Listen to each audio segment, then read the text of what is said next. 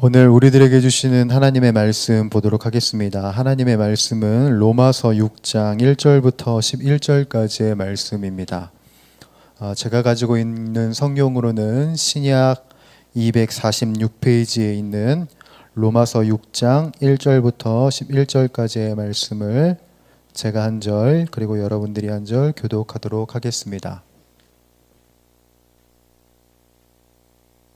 6장 1절부터 11절까지의 말씀입니다. 그런즉 우리가 무슨 말을 하리요? 은혜를 더하게 하려고 죄에 거하겠느냐?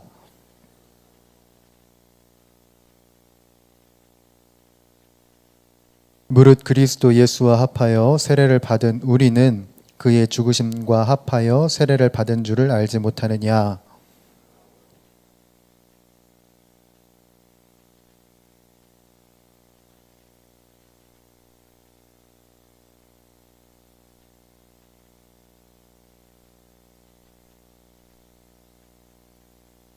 만일 우리가 그의 죽으심과 같은 모양으로 연합한 자가 되었으면 또한 그의 부활과 같은 모양으로 연합한 자도 되리라.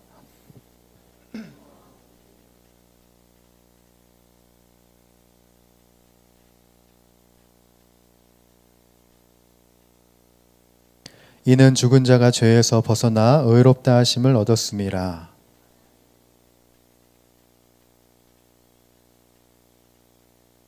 이는 그리스도께서 죽은 자 가운데서 살아나셨음에 다시 죽지 아니하시고 사망이 다시 그를 주장하지 못할 줄을 알미로라.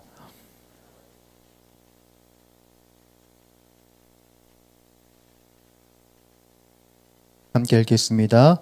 이와 같이 너희도 너희 자신을 죄에 대하여는 죽은 자요 그리스도 예수 안에서 하나님께 대하여는 살아있는 자로 여길지어다. 아멘. 우리 말씀 앞에서 우리의 고백을 올려드리도록 하겠습니다. 이 성경은 하나님의 말씀입니다. 이 성경이 말하는 내가 나 자신입니다. 성경이 가졌다 하면 가진 것입니다. 성경이 할 수 있다면 하는 것입니다. 지금 하나님의 말씀을 들으려고 합니다. 아주 진실하게 고백합니다. 나의 가슴이 활짝 열렸습니다. 저에게 말씀하여 주십시오. 아멘.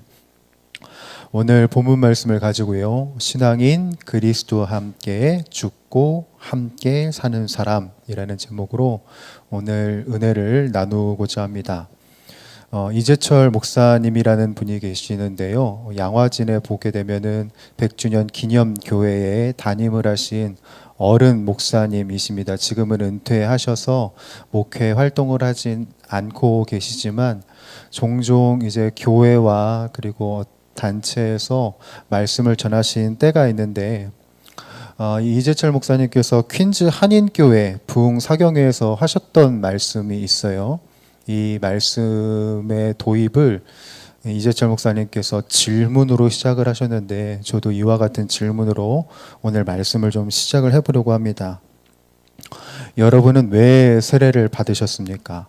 여러분은 아마 이 중에 계신 몇몇 분들은 교육자의 권유로 인해서 세례를 받으신 분도 있을 것이고, 그리고 가족의 권유로 인해서 세례를 받은 분들도 계실 겁니다. 그렇다면 여러분의 일상 속에서 세례는 지금 어떤 의미를 갖고 있습니까? 여러분들의 일상 속에서, 지금 살아가고 있는 이 일상 속에서 세례는 어떤 의미를 갖고 있나요? 혹시 우리들의 일상 속에서 세례가 망각되거나 아니면 무시되고 있지는 않은지요? 우리가 오늘날을 살아가면은 이제 교회에서도 다툼이 일어나는 것을 우리들이 보게 됩니다.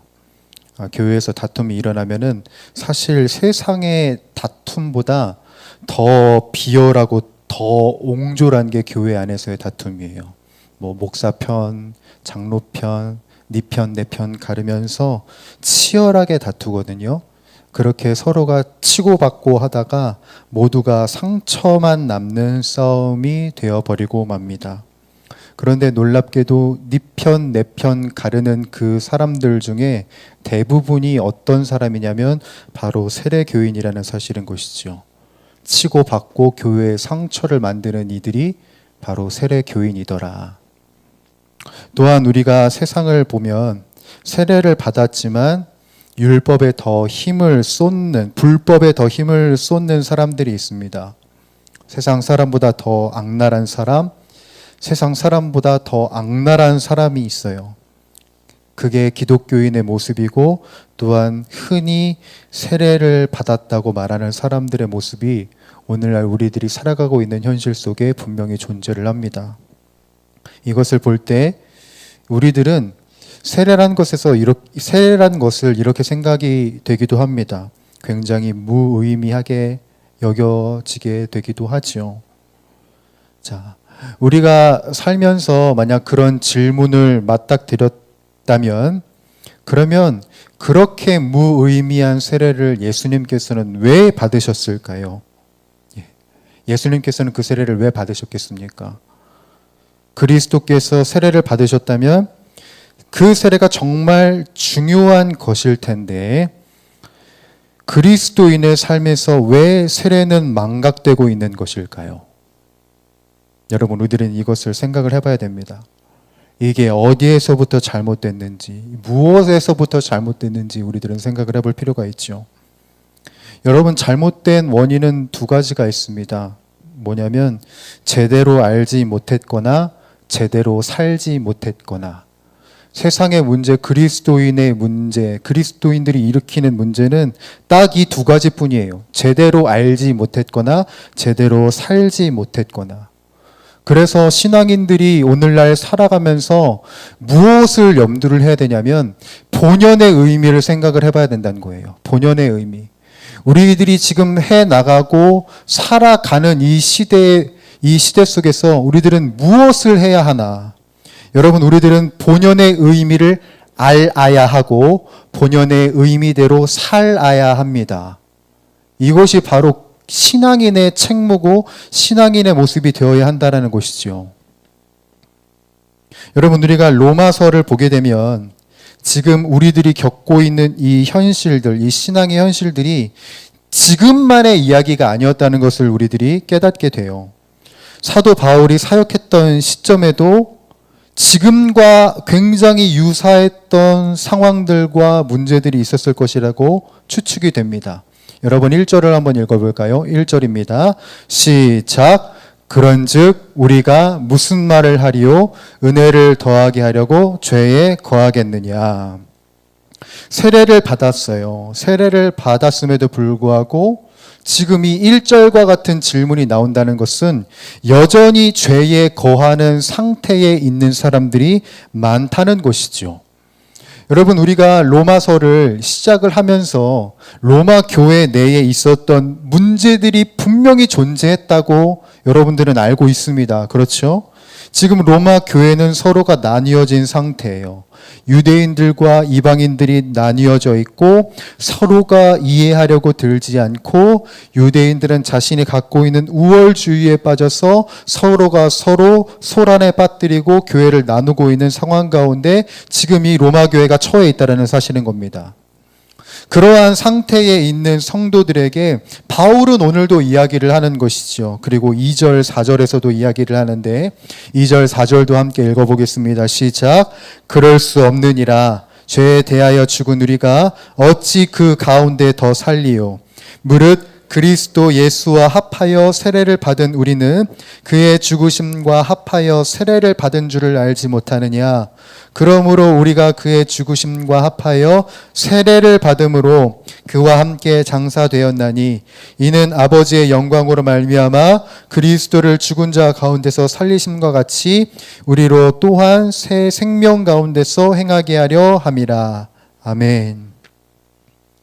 우리가 세례를 받은 신앙인들이고 그리고 앞으로 세례를 받을 성도들이라면 반드시 우리가 세례에 대해서 염두해 볼 것이 있는데 바로 이것입니다. 뭐냐면 그리스도와 합하여 세례를 받은 우리는 이라는 거예요. 자, 이 3절을 통해서 사도 바울이 신앙인들에게 이야기하고 싶은 건 뭐냐면 세례가 뭐냐면 단순히 그냥 교회 예배 중에 하나의 형식에 불과한 것이 아니라 세례는 그리스도와의 연합이다라는 것을 이야기합니다. 그리스도와의 연합. 그의 죽으심에 합하는 것, 그리고 또한 그의 부활과 더불어 사는 것. 이것이 바로 세례의 본연의 의미면서 우리가 살아가야 할 세례교인으로서 또한 앞으로 세례를 받을 사람으로서 살아가야 할 삶의 태도라는 거예요. 자, 신앙인으로서 우리가 가져야 할 태도는 그리스도와 연합하는 것입니다. 이 연합을 더 구체적으로 바울은 두 가지로 설명을 하고 있는데 10절, 11절을 한번 보시죠. 10절, 11절입니다. 자, 읽어보죠. 시작. 그가 죽으심은 죄에 대하여 단번에 죽으심이요 그가 살아계심은 하나님께 대하여 살아계심이니 이와 같이 너희도 너희 자신을 죄에 대하여는 죽은 자요 그리스도 예수 안에서 하나님께 대하여는 살아있는 자로 여길지어다. 아멘. 그리스도와 연합한 세례받은 성도, 세례받을 성도들의 모습은 어떠한 태도를 가지고 있냐면 첫 번째, 죄에 대하여는 죽은 사람이다. 두 번째, 하나님과 함께 사는 삶이다. 이 두 가지를 우리들에게 강조를 해요. 여러분, 죽은 것은, 시체는 쿡쿡 찌른다고 해서 얘가 반응을 합니까? 안 합니까? 네, 반응을 안 합니다. 반응을 할 수가 없죠. 죽은 것은 반응을 하지 않아요. 여러분, 사도 바울이 말하는 죄에 대해서 죽었다는 말은 뭐냐면 죄에 대해서 반응하지 않는 것을 의미합니다. 죄에 대해서 반응하지 않는 것. 여러분 마커스 워십을 잘 아실 거예요. 그렇죠? 우리가 찬양도 듣고 그리고 예배 집회도 드려받고 참석하신 분들도 있을 건데 그 마커스 워십 지도 목사님이신 김남구 목사님께서 죄에 대해서 아주 기가 막힌 예를 남기셨는데 제가 그게 아직도 기억이 나요. 어떤 것이냐면 죄는 뭐냐? 죄는 유혹 플러스 의지다 라는 예를 남기셨어요. 여러분, 죄는 뭐라고요? 유혹 플러스 의지라고요. 우리가 삶을 살면서 일상을 보냅니다. 일상을 지내면 늘 유혹이 도사리고 있어요. 예. 그렇지 않아요? 우리들이 직장에 가든지 아니면 가정에 속하든지 어떤 곳에 가든지 우리들의 일상에는 늘 유혹거리들이 도사리고 있어요. 그런데 이 유혹을 우리가 의지를 갖고 잡으면 이게 어떻게 되냐면 그게 죄가 되는 거예요. 예. 우리가 의지를 갖고 이 유혹거리를 무반응해버리고 무대응해버리면 그것은 죄가 아니라 그냥 유혹으로 끝나버리게 되는 거예요. 여러분, 선악과가 바로 그런 현장이었잖아요. 선악과가 내가 선과 악을 판별하는 주체가 되리라는 의지를 갖고 뱀의 유혹을 의지를 갖고 붙잡았더니 그게 어떻게 됐어요? 선악과를 따먹는 것이 됐고 그것이 죄가 됐지 않습니까? 그렇죠? 끝까지 아담과 하와는 하나님의 기준이라는 것을 의지를 갖고 그것만을 붙잡았어야 되는데 유혹을 붙잡으니 그것이 죄가 되어버리고 말았죠. 이와 반대의 경우도 있어요, 여러분. 창세기를 보게 되면 요셉이라는 인물도 있습니다. 요셉이 애굽으로 끌려가요. 애굽으로 끌려가면서 보디발의 집에서 일을 합니다. 그때 어떤 일이 있었습니까? 그 주인의 아내가 계속해서 요셉을 홀리죠. 예, 유혹을 한단 말입니다. 자신과 잠자리를 같이 하자고, 자신과 같이 자자고 계속해서 유혹을 했어요. 그 주인의 아내의 요청과 유혹에 혈기왕성한 청년이었던 요셉이 했던 반응은 무엇이었나요? 무엇이었어요? 그 자리를 벗어나는 것이었어요. 의지를 갖고 유혹을 붙잡는 것이 아니라 의지를 갖고 내가 하나님께 어떻게 득죄할 수 있겠습니까? 개역 한글에서는 이렇게 기록되어 있는데 내가 하나님께 어찌 득죄할 수 있겠습니까? 라고 말하면서 의지를 갖고 그 상황을, 그 자리를 벗어난다는 말입니다. 여러분, 성경에서 나오는 거의 모든 죄가 그래요. 유혹이 있어요. 유혹이. 그 유혹 속에 우리들의 의지는 어떻게 작동하고 있는가?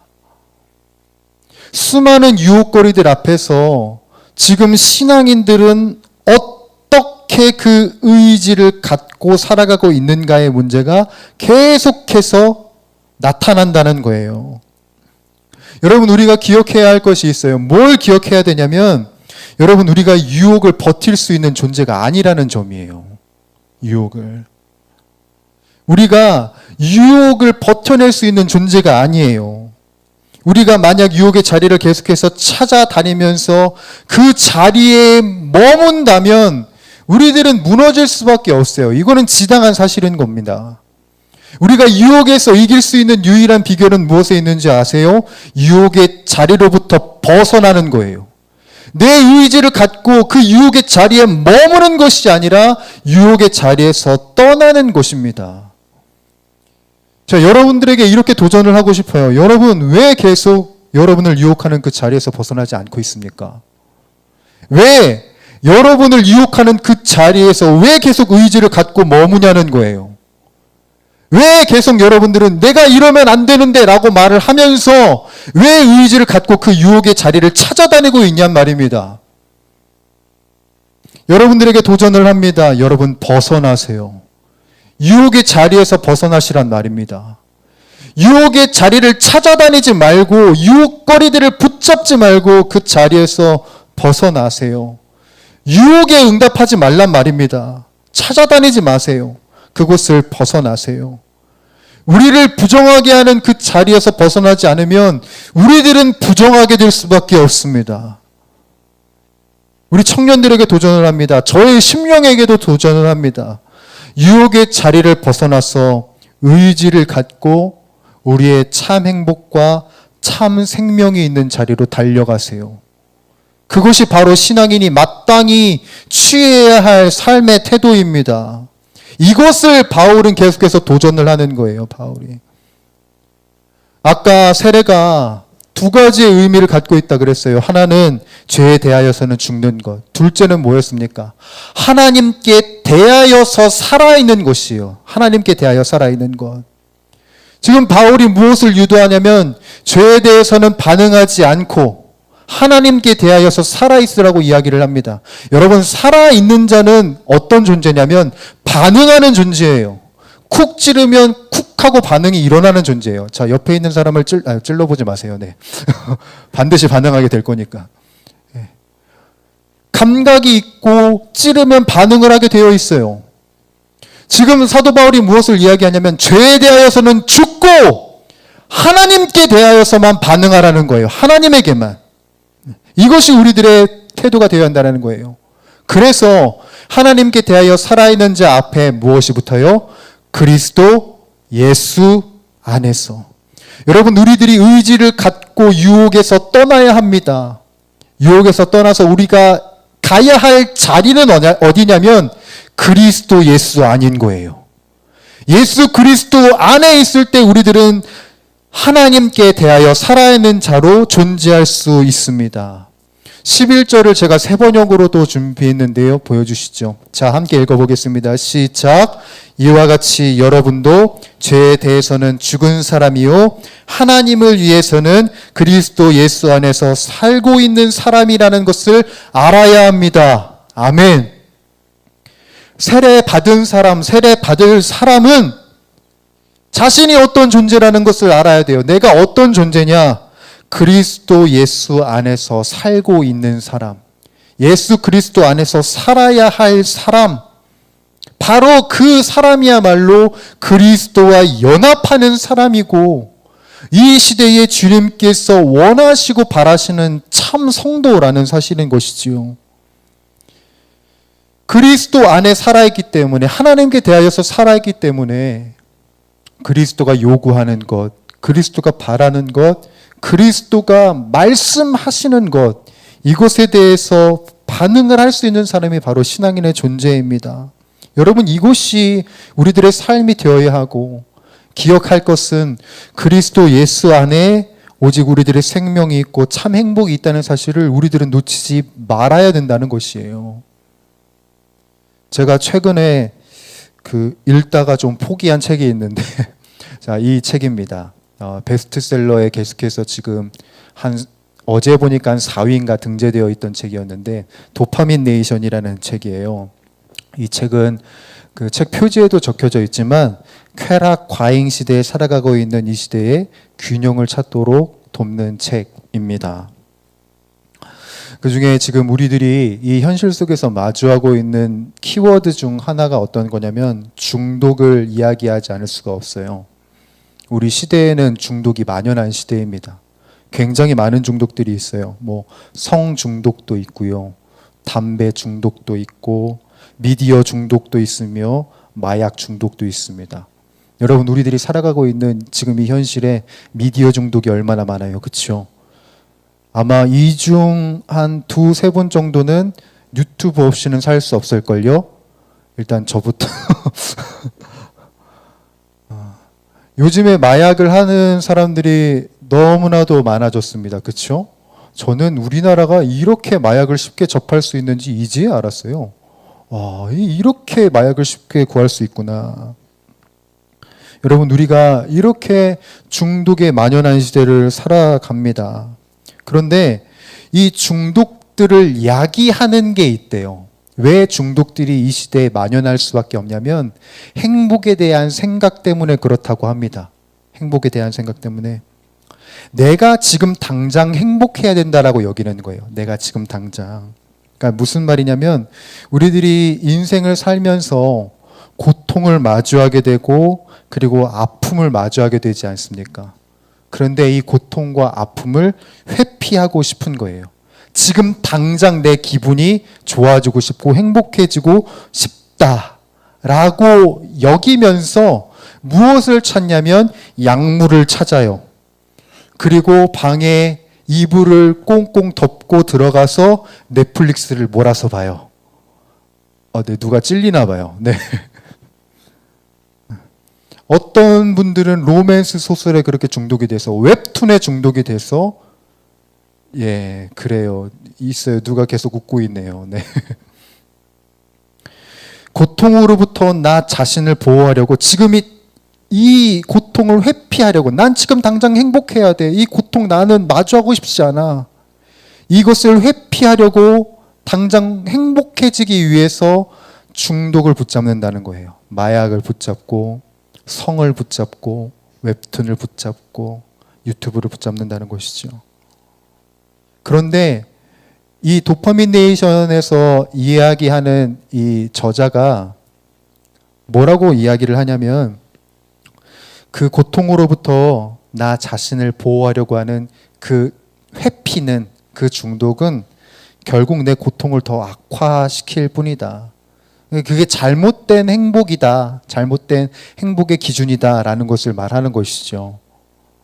제가 초반만 봤지만 제가 이 책을 읽으면서 되게 중요하게 여겨졌던 키워드가 있어요. 행복이에요. 행복. 여러분, 우리가 행복의 기준을 무엇에 두느냐에 대한 이 질문을 어떻게 대답하느냐. 내가 행복을 어디로부터 누릴 수 있을까에 대한 이 대답을 내가 어떻게 하느냐에 따라서 내 인생이 달라진다라는 생각을 했어요. 여러분, 행복의 기준을 무엇에 두고 계십니까? 내가 행복할 수 있는 그 비결이 어디에서 올 수 있다라고 여러분들은 대답을 하시나요? 오늘 바울은 그리고 모든 성경은 우리들에게 명확한 한 가지 사실을 우리들에게 강조합니다. 뭐냐면 행복의 기준을 내가 아니라 주님께 둔다면 우리들은 고통 속에서도 괴로움 속에서도 참 평안을 찾을 수 있는 것이고 고통 속에서도 아픔 속에서도 그 안에 나를 보듬어 가시는 주님을 향한 기대가 더욱더 넘쳐나게 될 수 있는 것이고 그로 인하여서 우리들의 인생은 참 행복을 찾을 수 있을 것이다. 그것을 우리들에게 이야기를 해요. 그래서 저는 이렇게 이야기하고 싶습니다. 예수 그리스도 안에서 반응하는 삶이란 어떤 삶이냐? 행복의 기준을 주님께 두는 것이다. 여러분 이것을 잊지 마십시오. 우리들의 인생 속에 삶 속에서 참 많은 어려움들과 많은 힘듦 느낄 수 있지요. 그것이 없다고 한다면 거짓말입니다. 인생이란 본디 괴로움과 아픔에 내던져진 것인데, 그런데 그럼에도 불구하고 우리들이 예배를 할 수 있고 기도를 할 수 있고 이 삶을 그럼에도 불구하고 살 수 있는 것은 행복이 분명히 존재하기 때문에 그렇습니다. 그 행복이 누구에게 있느냐? 바로 예수 그리스도에게 있다는 것이죠. 우리가 예수 그리스도 안에 들어갈 때 우리들 인생 속에서 세상에 줄 수 없었던 참 평안과 참 사랑이 분명히 우리들에게 주어질 수 있다라는 사실을 여러분들 잊지 않기를 간절히 소원합니다. 여러분, 세례 교인은요, 앞으로 세례를 받을 주님의 사람은 죄에 대하여 죽습니다. 그리고 또한 예수 그리스도 안에서 삽니다. 내 수많은 기준들, 내 수많은 생각들, 그 모든 상황들을 다 주님께 두고 오직 주님께만 반응하는 것이 바로 우리들의 삶이 되어야 합니다. 그래서 오늘 본문 제목을 이렇게 정해봤어요. 그리스도와 함께 죽고 함께 사는 사람. 여러분, 죄에 대해서 죽으셨던 그리스도와 함께 여러분들이 살게 된다면 우리들은 온전하여질 수 있을 것이고 이 시대 속에 참 행복을 찾을 수 있을 것입니다. 다른 것에 행복을 찾지 마시고요. 오직 하나님께만 기준을 두길 바라고, 그리고 그 주님과 함께 동행하는 여러분들의 인생, 우리 모든 에바다 청년 지체들의 인생이 되기를 주님의 이름으로 간절히 축복합니다. 기도하겠습니다.